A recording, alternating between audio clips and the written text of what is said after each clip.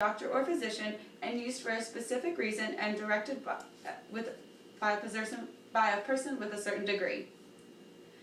Marijuana was discovered in 4000 BC and was not smoked until 300,000 BC and was first used for medicinal purposes. In 1545, the Spanish brought marijuana to America. Marijuana should not be legalized in any state in the U.S., even if it is for medicinal use.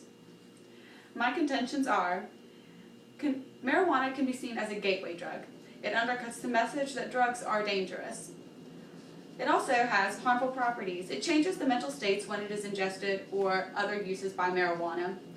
The long-term effects is that it lowers your IQ and it lessens the motivation among young people. It affects the memory, coordination, perception, and learning. My last contention is that the crime rates increases. In California, when it was legalized, crime rate went up. It had to be grown, and people stole the marijuana.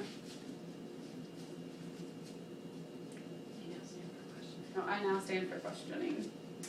If adults are permitted to use tobacco and alcohol, should they not be able to choose marijuana too?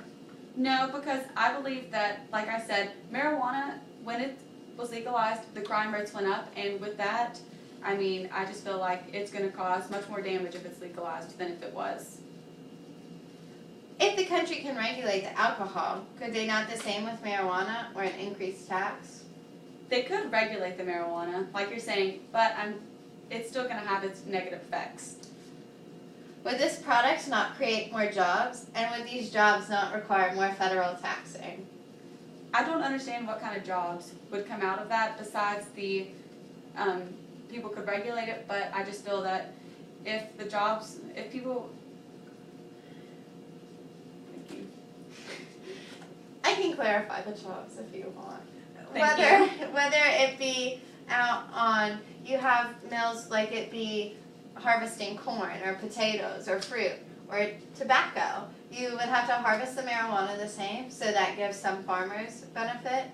You have to process this to make sure, along with the regulation, you can make sure that it's safe, make sure that it hasn't been infected with any harmful pesticides. So this would have to go through an industry, just like cigarette rolling. If you buy marijuana in joints, this would have to be through a rolling too. This would be a huge industry at the first. It would cause a boom, which would cause taxation. Now, alcohol is legal, but we know of abusers of this substance. And this is true with tobacco, so why should it not be with marijuana? There will always be an abuser, but should we take alcohol and tobacco away from our adults too? Well, if we were talking about alcohol and everything else today too, then I would say that it should probably be taken away because of the people who do use it as a recreational substance.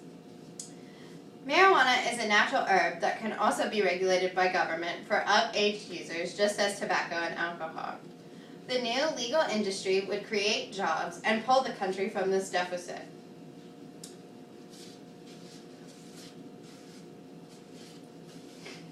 So there's, like you said earlier, it was violent. The drug market is violent with the marijuana. But there's a higher correlation between cigarette smoking and synthetic drugs, such as cocaine or methamphetamine. Cannabis is less likely to lead to harder drugs, and if it does, this is mostly because there's access to a dealer who has a market of other drugs as well, not just marijuana. If we legalize this takes out the dealer, so this puts us at just a store, which would take away essentially the violence. If marijuana is legalized, there could be more studies done in the U.S., so we know how it hits home here. This way, like with unprotected sex or tobacco addiction, citizens can be aware of the health risks that they are taking. Like when back in the 70s when there was an AIDS epidemic in the U.S. because of the unprotected sex. People were then made aware of it because they saw these risks and they were able to study on them. Legalization should not have a negative connotation. The highest usage usage of marijuana is in prosperous countries, such as Australia, New Zealand, and Canada. When marijuana was legalized in the Netherlands, usage still increased, but it was less than the U.S. usage, which is just not right because it's illegal here, it's legal there, but their usage rates still remained lower than the U.S. It became legal in Portugal in 2001. 10 years later, a study conducted that usage and crime rates relating to marijuana had declined. You said that when the Netherlands were legalized by marijuana, that the usage also increased. Now, I also believe that if the marijuana was legalized in America, that the usage would still increase because of that. In 1969, 3.94% of the population admitted to using marijuana. 4 years later, the affirmative responses tripled to 11.82%, and then by 1999, 1/3 of the population admitted to using marijuana. Those using marijuana more than 50 times per year were 140 times more likely to go to harder drugs.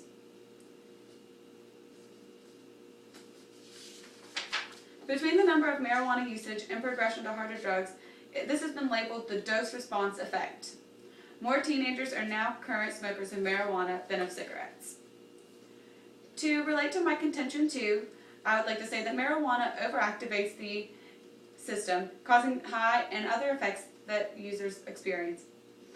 These include disorientated perceptions, impaired coordination, difficulty with thinking and problem solving, and disrupted learning and memory. Research clearly demonstrates that marijuana has the potential to cause problems in daily life and make a person's existing problems worse. Research from different areas is converging on the fact that regular marijuana use by young people can have long-lasting negative impact on the structure and function of their brains. A large prospective study showed that people who began smoking marijuana heavily in their teens lost as much as 8 points in IQ between the age of 18 and 38. Importantly, the lost cognitive abilities were not restored in those who quit smoking marijuana as adults.